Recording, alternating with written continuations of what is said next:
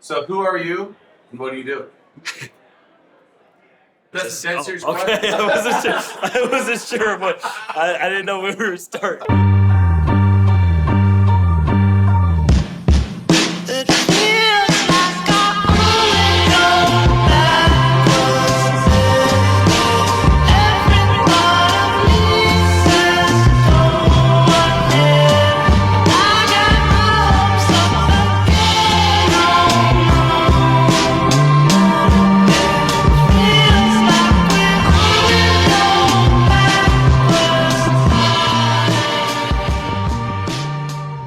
So here's a serious question. Do you think I should go Mike Cance or Mike Cancelier? Like, everybody knows me as Cance. Chris, I'll be right back. I'm gonna go show this card to Aaron. I'm Mike Cance. I'm a sports card dealer out of New England area. We do a lot of high-end buying, selling, and trading. I think this is probably like. I just want to bring this by. I know you were interested in it. See if you want to work something out. It's like. That was super sick. Yeah, it's got the PWCC sticker on it for top 15. Tell me what you like. First memory I have of trading cards, my younger sister got some cards at a birthday party, and I vividly remember, sitting at the dining room table and sorting them out by 50 cents, 75 cents, $1, and those cards that were over $1 book value, I was really, really excited about it. I would go to the shows. That memory just still is really ingrained in my head. What are you here today looking for? Hockey. Is there any card in particular you're looking for? Wayne Gretzky, Opeachy, just base rookie.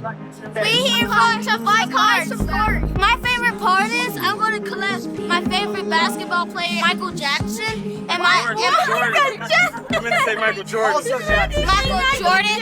What are you looking for?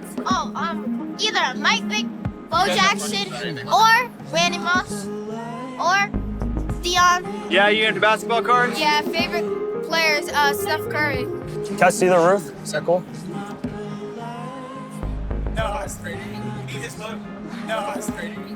Back when I first started, there were very few people who were doing cards full-time unless you had a shop or another established business in cards. So, really just to be able to do it as your full-time job and pay the bills with it and build a business out of it. And, all these companies are growing rapidly, and it's just a great thing to see. I would probably need both of these plus a little bit more for the mantle. So, if you have something smaller or that burrow's nice. Yeah, it's a dual braid. That one is. So the greatest length I've ever gone was to secure this large wax collection I bought about 2 or 3 years ago. It had all these different products from the early 2000s, and we had to get a U-Haul and load it up, and there were 36 boxes of Contenders football in there. And at the time, they were only about $4,000 a box. Today, they're about $45,000 to $50,000 a box. Yeah, you're always fair, dude. Let's keep it nice and easy. I don't want to go back and forth. We do a lot of business together. Yeah. All right. So these three for $2,500. Cool. Good deal, man. Appreciate it. Thank you. Most fulfilling deal I ever made.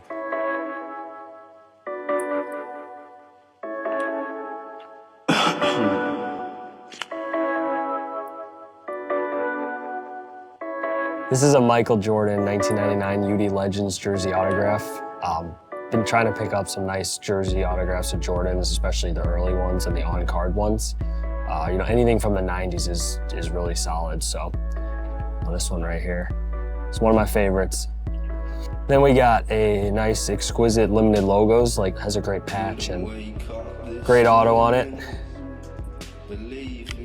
I'm really big on dual autographs, especially of Jordan, LeBron. This one right here, first year of Exquisite where they had a dual autograph. And Jordan's All-Star jersey and LeBron's from the Rookies and Rising Stars game from that year's All-Star game. Really nice card, numbered out of 2. Not very many duels out of 2 from that set. All of them had complete legends, so to own this one is awesome. And here's a nice triple, Jordan, LeBron, Kobe, right there. You just don't see a lot of autos of them all in the same card. I believe there's only 108 on-card autos of the three together, so it makes it extremely rare. And then this one right here, you know, one of the best modern basketball cards out there, and just kind of speaks for itself. You know, one of my favorites I recently picked up, and don't ever plan to move it unless I get a better one. So as a collector and a dealer, utilizing PWCC is very beneficial because the ability to vault and store my high-end items, just the security, not having them in my possession. From having them vaulted, you can get collateral loans, which you can use to go buy items on Premier, weekly auction, and buy a little bit more than I may have budgeted for, knowing that with my collateral in the vault, I can get a quick loan to not really have a major cap of where I could spend.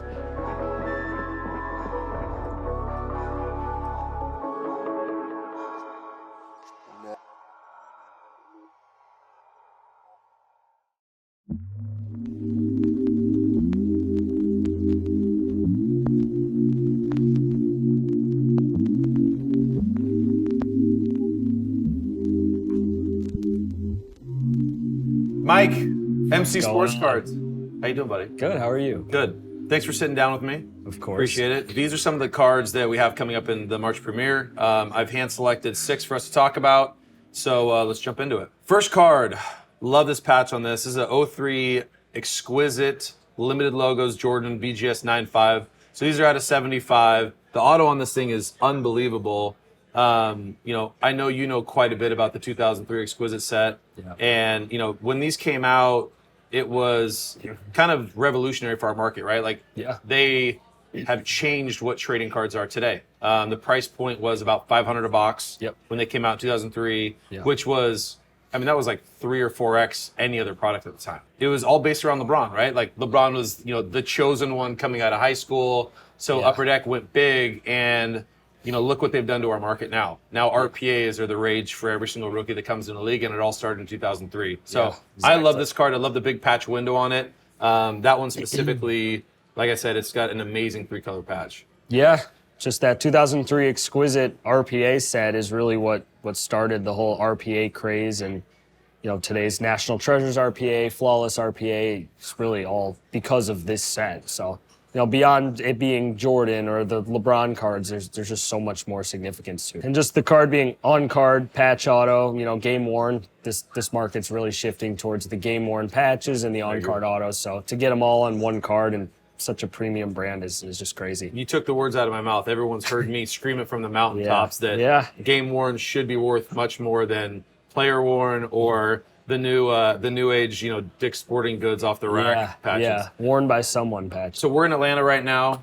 So next card we have here on the docket. This is, you know, arguably a top 3 Trae Young card in existence. It's a 2018 Panini Prisms Black. So this is the 1/1 auto, and it's a Beckett 9.5. You know, I don't think if you compare Trae to Luka and the prices that Luka stuff's going for, I just don't think Trae gets enough love. I mean, especially for how small he is and what he's producing in the league. I mean, I think he's top 5 in assists in the league, top 10 in scoring. I like their team, and I like Trae. I really do.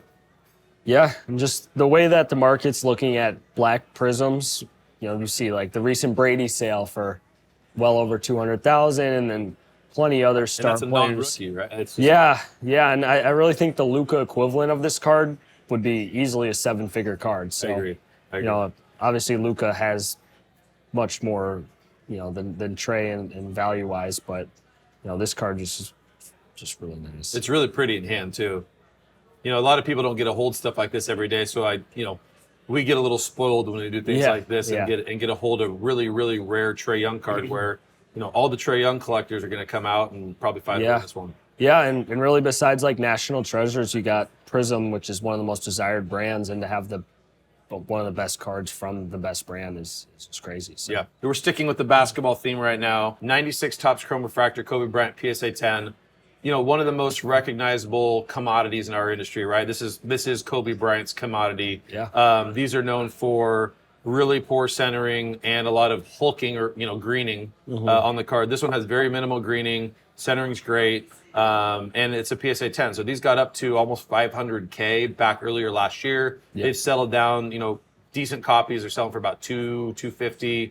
Really nice copies for more. Yeah. So I think these are going to get another run going here pretty soon. I don't know why they wouldn't. Like I said, this is, much less pop than like the 86 Fleer Jordan per se. Yeah. And it's a really, really pretty card when you have it in hand.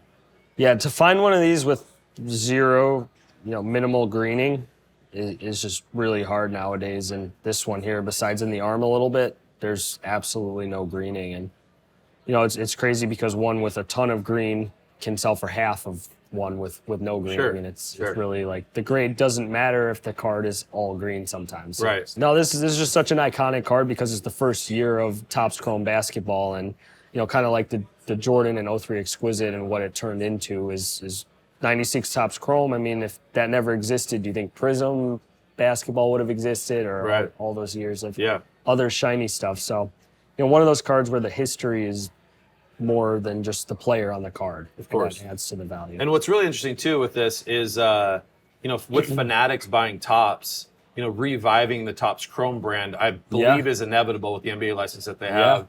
And so I wonder what it's going to do to Topps Chrome cards in general, specifically this card, if it's going to really help the value of it, because now you're going to have these rookie cards come out and they're going to get pumped up with like a lot of the new modern stuff that is. Yeah. And, they're going to use this as a comp compared to new rookies. And I think it's just going to help the value of these 96 Top Chrome collectors. People are going to see how crazy these new rookies in Topps Chrome 2026 are selling for. And they're like, I'd rather have this Kobe first year ever Topps Chrome. So, of course. Yes. It's like, that's going to be like what, the 30th anniversary of Topps Chrome in 2026? Yeah, exactly. Yeah, that might be a play. That might be a play. It is that time of year. It's basketball, prime basketball season. The playoffs are right around the corner. And right now, some people might say Philly, but or the Suns. I still think that the Bucks have a great shot to win back-to-back. Giannis, this is a 2013 National Treasures. This is the gold variation out of 25. It's a Beckett 8, and it's got a great patch, great autograph on it. This autograph has a lot of streaking. Yeah. This one doesn't have any on it. It's a 10 auto. It looks great. But these are notoriously known for being off-center, which this one's off-center as well, but it's pretty standard for this issue. So I want to see these go up in value because I think they should. Giannis is statistically one of the most dominant players in our league, just coming off of a championship. He's got multiple MVPs. I still think his stuff in all relativity is cheap. Yeah. And just, you look at today's guys, Zion and Ja and all the other young guys, and there's been some crazy sales of those guys' RPAs, and it just leads you back to Giannis being so much less. And it's cool too because in 2013 the parallels of the true RPA were the same design, and now today's National Treasures, you got the out of 25 and out of 49 are the horizontal, and you really only have the 99 that's the vertical. So to have this year where you can get the out of 25 or the out of 49 or the out of 99 with the same true vertical RPA is just really cool. It is. But yeah, like you said, undervalued for sure. I mean, if I had to put the money into either this card or a Zion or Ja equivalent, it wouldn't even be a question. Yep, I totally agree. So we're switching gears from basketball. Everybody's heard me talk about it before. I love Tiger Woods as an investment. There's not many sports where you have a undisputed GOAT conversation. And I'm not going to argue with those Jack Nicklaus fans out there. It is, you could debate it, right, from the majors perspective. Yeah. But to me, growing up, I played golf in high school, and the only reason I played golf is because of Tiger Woods. I watched him growing up. I loved it. And this is his best card. This is the 2001 SP Authentic Gold Variation, PSA 10. This is out of 100. When you compare this to, we've seen many champ tickets for Brady sell recently, out of 100, on-card auto, rookie. This is the equivalent, in my opinion. And for it to sell for a fraction of what Brady stuff is selling for, I know the golf market doesn't have as much hype as the football market, but I think it just has a ton of room to grow. And the golfing community, there's a lot of money in that base, right? Just like tennis, like golf. And so personally, I think that these have a lot of room to grow. I've been bullish on them for a long time. I'm still bullish on them. I don't own any of them, but I love this card to death. I've owned a few of these through the years and have always regretted it when I moved it. The golds or the out of 900s? Both, actually. Both? Okay. Yeah. Same. So, like you said with the Brady champ ticket, it's a parallel of the rookie auto, just like you have the out of 900 is the true rookie auto, and then this is the parallel.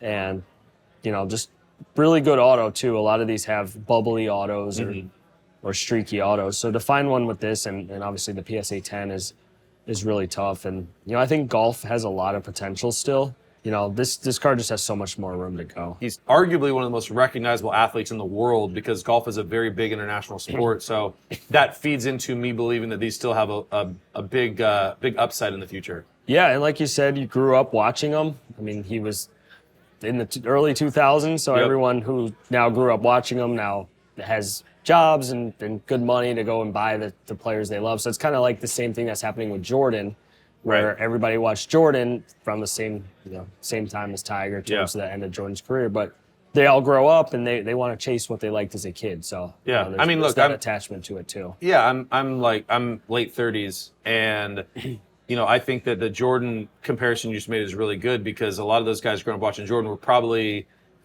10 years older than I am really. So in the next 10 years, with the market maturation that we have, with those guys building more wealth that are maybe in their late 30s that really grew up watching Tiger, I think it's just going to feed into these pretty heavily. All right, so the last card that we have here, we're going to go to football, and we talked about Brady. Yep. And here is we have a 2000 Bowman Chrome Refractor. This is a Beckett 9.5. Anybody who follows you on social media, they know that you're a big Brady fan, big Brady guy, and a big Brady Chrome Refractor guy. Yeah. So I love this card with the parallels with basketball and how important refractors are for basketball. There's very few licensed New England cards for Brady because he was a 6th-round draft pick and they just didn't produce that many for that high of draft picks. And so what is it for you that really drew you to, besides being in the Boston metro area, to a card like this and investing in this? Because I know you've bought and sold a lot over your time in the market. So I like to make a lot of parallels when I buy, and looking at today's market, shiny stuff, crazy, Luka, shiny stuff. So then it made me want to look back. Okay, Brady, what shiny stuff does Brady have his rookie year? And really, besides the Chrome Refractor, he doesn't have a whole lot, if any. Right. So, and also not on, on top of that, he's got the Bowman Chrome brand, which is still very relevant today, mainly for baseball, but still a popular brand. And you look at some of Brady's rookie brands, and if you think about it, like not many of them exist today. Right. There's probably only a handful that still do. So the fact that Bowman Chrome is recognizable, even if you just got into cards yesterday, it is a leg up. Also, this is his only Topps rookie card, because Bowman and Topps are the same, and I don't know if that helps the value a whole lot, but it's just a cool fact. And we talk about the Topps Chrome basketball brand getting revived. I wonder if Bowman Chrome football can revive that brand as well, because there's a lot of importance via Brady for that brand. Yeah, and I strongly believe the print run on these was only 500 to 700. When you look at the population data, I believe only like 250 or 300 were ever graded between all companies. Interesting. Yeah, that's really interesting. That's actually a really important stat when you talk about supply and demand, right? Yeah. I love it. Okay, man. Well, hey, I appreciate the time. Very good to see you. Appreciate it. Love it. Pleasure as always. They say he didn't have an enemy. His was a greatness to behold. He was the last surviving progeny, the last one on this side of the world. He measured a half-mile from tip to tail, silver and black, with powerful fins. They say he could split a mountain in two. That's how he got the Grand Canyon. Last great American whale. Last great American whale. Last great American whale. Last great American whale. Last great American whale. Last great American whale.